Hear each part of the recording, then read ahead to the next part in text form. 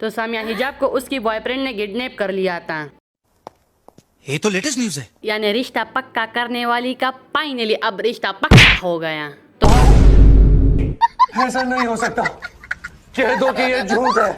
तो जिनको नहीं पता उनको मैं ये स्टोरी एक्सप्लेन कर देती हूँ। सामिया हिजाब को उसके बॉयफ्रेंड ने शाम के वक्त उसके घर के सामने से किडनैप कर लिया और यहाँ पर सामिया हिजाब किस तरह से वुमेन कार्ड प्ले कर रही है, इस सारे सिचुएशन में हर एक चीज को डिटेल्स और सबूत के साथ दिखाऊंगे और दोनों का सॉफ्टवेयर अपडेट करेंगे। तो बने रहे इस वीडियो पे। तो सबसे पहले जो सामिया हिजाब बोल रही है कि ये बंदा इसके घर पर आकर उसको और उसकी माँ को धमकी दे रहा है और हम उसे नहीं जानते, बस हाय हेलो वाली दोस्ती थी। तो बाजी उसको आपका एड्रेस कैसे मिल गया? मैं हूं ना, मैं बताती हूँ। असल में ये बंदा इस लड़की का बॉयफ्रेंड है। अरे बाप रे, ये तो धोती खोल रहा है। इन्होंने साथ में बहुत गुलछर्रे उड़ाए हैं और साथ घूमे फिरे हैं, महंगे गिफ्ट्स दिए हैं इस लड़की को और उसको लूटता रही है। लेकिन अब जो वो इसे शादी के लिए कह रहा है तो ये रिजेक्ट कर रही है। अरे बाजी ये सब महंगे तोहफे लेने से पहले सोचना था ना।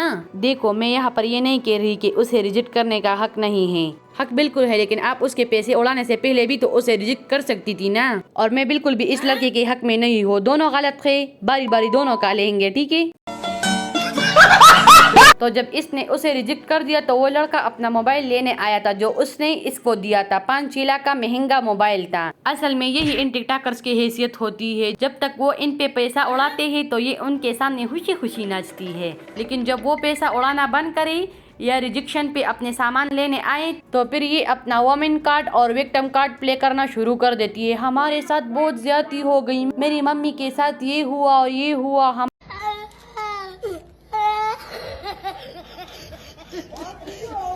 हमारे साथ बहुत जुल्म हो गई। जितनी भी लड़कियां टिकटॉक पर लाइव गिफ्टिंग लेती है तो क्या ये मासूम है या इनको पता नहीं है कि जब वो हमें लाखों और करोड़ों का गिफ्टिंग कर रहे हैं तो बदले में तो जरूर कुछ ना कुछ मांगेंगे ना। सड़ी के अब तो सच बोल दे, भोसड़ी के।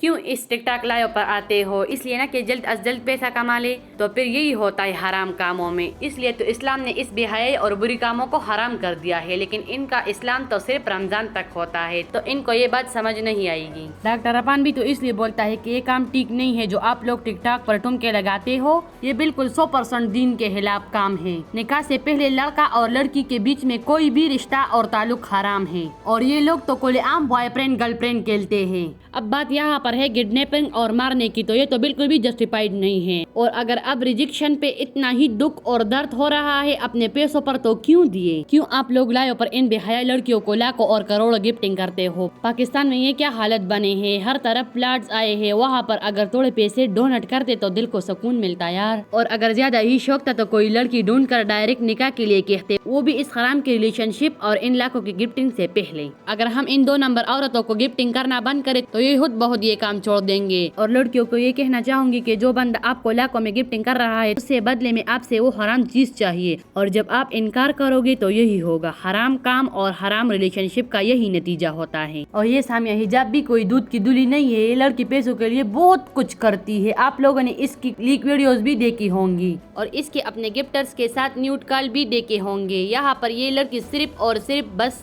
वुमेन कार्ड प्ले कर रही है, अपने गुनाहों और गलत कामों पर पर्दा डाल रही है। समझ रहे हो?